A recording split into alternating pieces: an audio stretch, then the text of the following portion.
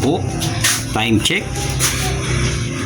Ayan po, ang oras po ay mag 10:30 na po ng umaga. Ayan po, napakalakas na po, napakatindi na po ng sikat ng araw, di bali mainit na po sa labas. Pero maganda po yung harvest po ng ating solar panel sa ating bubong.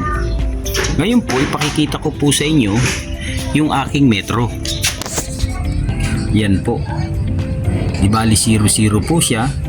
Ang ibig sabihin po niyan, wala pong gumaganang load sa loob ng ating bahay.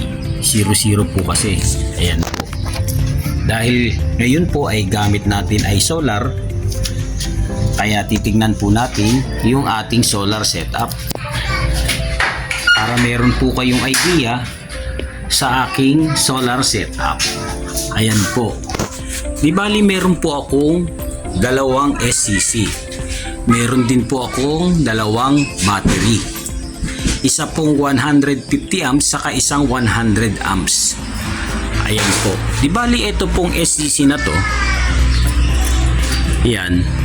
Ito po yung gumagana ngayon. Itong battery, itong SCC kabila, di bali siya po yung ginamit natin kahapon. Ngayon po siya na po yung nagcha-charge ngayon. Ayan po. Di bali ito po yung ating solar panel. Ginaglagay lang po ako ng jumper papunta po dito sa kabilang breaker. Ito pupunta po sa SCC at dediretso po sa ating battery. Yan po. Ngayon ito po yung gumagana. Ayan. Pwede nyo po itong gayahin. Baka magustuhan nyo po. Ito po di bali magiging backup na po ito. Para bukas po may magagamit na po tayo.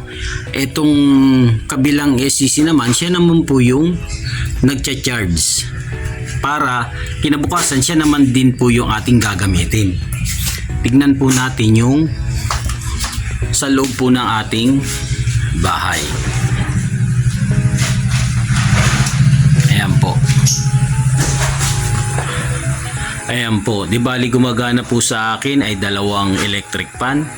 Ayan po. Malakas po siya. Ayan. Nililipad po yung kalendaryo. Gumagana rin po yung ilaw. Di bali yung ilaw namin, wala na pong parayan yan. 24/7 na po yan. Ayan. Ayan po. Di bali ngayon po matindi ang sikat ng araw, kaya maganda po yung harvest ng ating solar panel. Lagi pong nabubusog yung ating baterya ng power. Ayan po. Ayan. Kaya wag na po kayong magpahuli pa, magpakabit na po kayo ng solar. Ayan, maganda po siya, napakalaking tipid. Dahil ang kilo per kilos ng Meralco ngayon ay nasa 11 something na, 11 pesos. Kung kayo po ay naka-solar, malaking tipid po. Di bali gumagana po yung inyong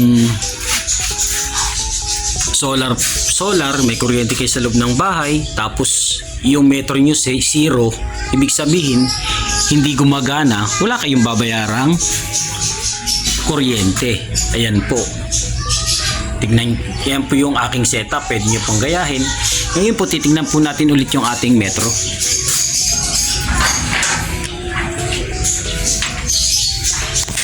Ayan po. 00 po talaga siya. Kaya ibig sabihin hindi po gumagana ang ating Meralco dahil ang gamit natin ay solar. Yan, napakatindi po ng init ngayon. Napakaganda ng panahon, kaya yung mga battery natin ay busog na busog sa power. Sana po ay may natutunan po kayo. Maraming salamat po.